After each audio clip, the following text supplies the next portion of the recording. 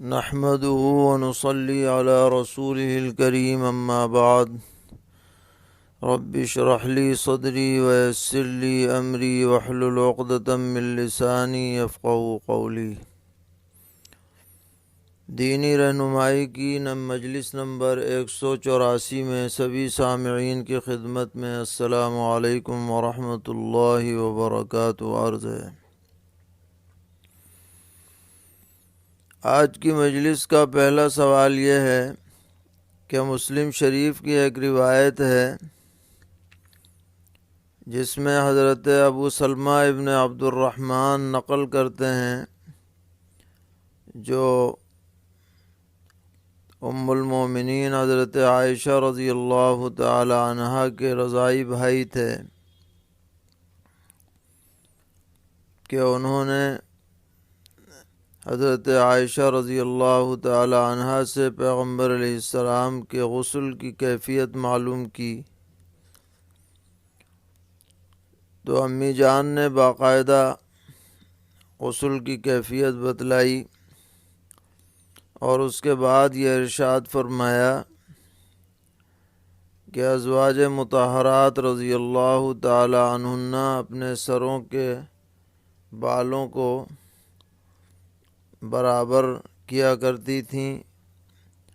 تاکہ ان کے بال بالکل پٹھے کی طرح ہو گئے تھے۔ تو اس حدیث پر یہ اشکال کیا جاتا ہے کہ اس سے عورتوں کے بال کاٹنے کا جواز معلوم ہوتا ہے، تو آپ اس کی وضاحت فرمائیں کہ عورت کن صورتوں میں اپنے بال کٹوا سکتی ہے۔ تو جواباً عرض ہے کہ فیشنیبل عورتوں کی مشابہت کے طور پر یا مردوں کے مشابہت کے طور پر عورتوں کے لیے سر کے بالوں کو کاٹنا جائز نہیں ہے۔ ان کی پہچان اور ان کا امتیاز ان کے سروں کے بال ہیں، لیکن حج اور عمرے کے بعد احرام کھولنے کے لیے بال کاٹنے پڑتے ہیں۔ مردوں کے لیے سر منڈانے کا حکم ہے اور عورتوں کے لیے پوروں کے بقدر بال کاٹنے کا حکم ہے۔ تو ان میں سے بعض ازواج مطہرات رضی اللہ تعالی عنہن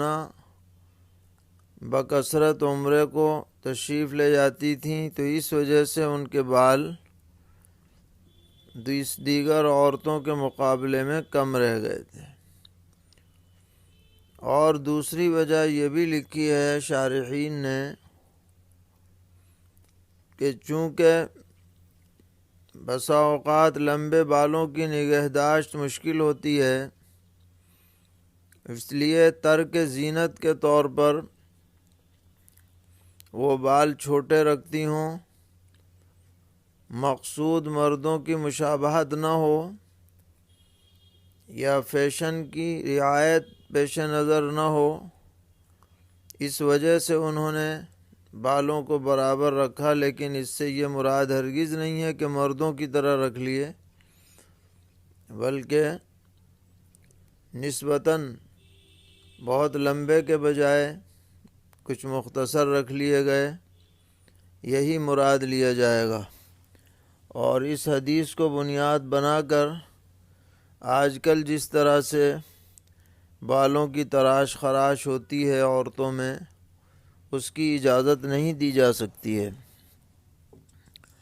سوال کر رہے ہیں کہ آج کل ڈاکٹر لوگ کہتے ہیں کہ صبح خالی پیٹ پانی پینا بہت مفید ہے، اور چند علماء فرما رہے ہیں کہ نبی اکرم علیہ السلام نے خالی پیٹ پانی پینے سے منع فرمایا ہے، یہ بات کہاں تک درست ہے؟ تو جواباً عرض ہے کہ بعض روایات سے یہ ثابت ہوتا ہے کہ پیغمبر علیہ السلام نے فرمایا کہ نہار منہ پانی پینے سے بدن کی طاقت کم ہو جاتی ہے، مگر یہ روایات سب سنداً بہت کمزور ہیں، اتنی کمزور ہیں کہ ان سے کوئی شرعی حکم ثابت نہیں ہو سکتا۔ لہذا اگر کوئی نہار منہ پانی پیتا ہے تو اسے گنہگار نہیں کہا جائے گا۔ باقی طبی اعتبار سے، جگہوں کے لحاظ سے، علاقوں کے لحاظ سے یا آدمی کی طبیعت کے لحاظ سے اس میں فرق ہو سکتا ہے۔ بعض لوگوں کو نہار منہ پانی موافق آتا ہو، بعض کو نہ آتا ہو۔ اپنی حالت دیکھ کر کے فیصلہ کیا جائے۔ تو پرانے اطباء اسے مضر کہتے تھے، اب نئے ڈاکٹر اس کی اجازت دیتے ہیں، اس لیے اس کے اندر حلت حرمت کا کوئی مسئلہ نہیں ہے، جواز ہر صورت میں ہے۔ آدمی جیسا بھی اپنے حق میں مفید سمجھے وہ کرے، نہ کسی کو جائز کہے، نہ کسی کو باقاعدہ ممنوع یا سنت کہے۔ سوال کرتے ہیں، عورت کے ہاتھ کا کفین کے علاوہ چوتھائی حصہ کھل جائے تو اس کی نماز ہوگی یا نہیں؟ اور ہاتھ کے چوتھائی حصے سے مراد کوہنی تک کا حصہ ہوگا یا کندھے تک کا؟ جواباً عرض ہے کہ فقہا لکھتے ہیں کہ عورت کے گٹے سے لے کر کوہنی تک، یعنی گٹے اس عضو میں شامل ہیں اور کوہنی خارج ہے، یہ جو حصہ ہے یہ ایک عضو کہلاتا ہے۔ اس کا اگر چوتھائی حصہ کھلا رہ جائے کچھ دیر تک تو نماز فاسد ہو جائے گی۔ اس کا اہتمام رکھنا چاہیے کہ کوئی بھی حصہ گٹے سے اوپر کھلنے نہ پائے، گٹا سمیت کھلنے نہ پائے۔ پوچھتے ہیں، ایک صاحب کے گھر میں 5 ماہ کا بچہ پیدا ہوا ہے، سانس کچھ دیر چلی ہے، اس کے اعضاء ابھی مکمل نہیں ہیں۔ دریافت طلب امر یہ ہے کہ اس بچے کی نماز جنازہ ہوگی یا نہیں؟ اگر اکثر اعضاء بن چکے ہیں اور سانس باقاعدہ چلی ہے تو نماز پڑھی جائے گی اور حسب ضابطہ تجہیز و تکفین ہوگی۔ پوچھتے ہیں، مسجد میں جماعت ثانیہ کے بارے میں تحقیق مطلوب ہے، نیز جماعت ثانیہ کی کس شکل میں گنجائش ہے، اور مسافر حضرات اور وہ مقتدی جو مسجد حاضہ کے علاوہ ہوں تو ان حضرات کے لیے کیا مسئلہ ہے؟ جواباً عرض ہے کہ اصلاً اہل محلہ کے لیے جماعت ثانیہ سخت مکروہ ہے، اس لیے کہ اس کی وجہ سے سستی اور غفلت پیدا ہوتی ہے اور مسجد کی شان پر فرق پڑتا ہے۔ البتہ اگر مسافرین ہوں اور وہ جگہ بدل کر کے کنارے پر کہیں اتفاق سے جماعت کر لیں تو اس کی گنجائش ہے، اس سے اصل جماعت پر کوئی فرق نہیں پڑتا، اور آس پاس کے لوگوں کو بہرحال جماعت ثانیہ سے گریز کرنا چاہیے۔ پوچھ رہے ہیں، شادی کی تقریب میں جو کھانا لڑکی والوں کی طرف سے ہوتا ہے اس میں شرکت کرنا اور کھانا کھانا جائز ہے یا نہیں؟ کیونکہ میں نے ایک بیان میں سنا ہے کہ لڑکی کا کھانا سنت سے ثابت نہیں ہے بلکہ انہوں نے تو حرام تک کہہ دیا، تو اس کی کیا اصل ہے؟ جواباً عرض ہے کہ لڑکی والوں کے یہاں کھانے کا جو سلسلہ آج کل جاری ہے یہ مسنون نہیں ہے۔ البتہ اگر کوئی اور منکر یا دباؤ وغیرہ نہ پائے جائے تو جیسے اور دعوتیں جائز ہیں ایسے یہ بھی جائز ہیں، تو اس کو نہ تو مسنون کہا جائے نہ بالکل حرام کہا جائے، اس کا ولیمے کی طرح اہتمام بھی نہیں ہونا چاہیے، لیکن شرکت کو بالکل ناجائز بھی نہیں کہہ سکتے۔ کوئی اگر اس وجہ سے شرکت نہ کرے کہ لوگوں میں احساس پیدا ہو کہ جو دونوں کو یکساں سمجھ رکھا ہے ان پر فرق پڑے تو اس میں کوئی حرج نہیں۔ سوال کرتے ہیں، اگر کوئی لڑکی موبائل فون کے ذریعے کسی لڑکے کو اپنے نکاح کا وکیل بنائے اور پھر وہ لڑکا 2 گواہوں کی موجودگی میں اس لڑکی کا نکاح خود اپنے آپ ہی سے کر لے تو یہ نکاح منعقد ہو جائے گا یا نہیں؟ جواباً عرض ہے کہ شرعی اصول کی روشنی میں ایک آدمی نکاح کے اندر دونوں طرف کا ذمہ دار بن سکتا ہے، چاہے دونوں طرف کا وکیل بنے، چاہے ایک طرف کا وکیل بنے، ایک طرف کا اصیل بنے۔ تو آپ نے جو سوال میں شکل لکھی ہے اس میں وہ لڑکی کی طرف سے وکیل ہے اور اپنی طرف سے اصیل ہے۔ اب اگر وہ دو گواہوں کے سامنے یہ کہہ دے کہ میں نے فلانی لڑکی کا جو فلاں کی بیٹی ہے اس کا یہ نام ہے، اس کا میں نے اپنے سے نکاح کر لیا، اور دو گواہ ان دونوں کو جانتے ہوں اچھی طرح سے، تو فی نفسی ہی تو یہ نکاح شرعاً منعقد ہو جائے گا۔ لیکن یہ بھی یاد رکھنا چاہیے کہ شریعت میں نکاح کوئی خفیہ عمل نہیں ہے، یہ تو قانون ضابطے کی بات ہے کہ اس کو منعقد مان لیا گیا، کیونکہ کبھی ایسے بھی حالات پیش آ سکتے ہیں۔ لیکن اصل مقصود جو ہے وہ شریعت میں نکاح کو بالکل علی الاعلان کرنا ہے۔ نبی اکرم علیہ والسلام نے فرمایا کہ نکاح کا عام اعلان کرو، مسجدوں میں نکاح کیا کرو کہ لوگوں کو سب کو پتہ چل جائے کہ فلاں لڑکے لڑکی آپس میں ان کی نسبت ہو گئی ہے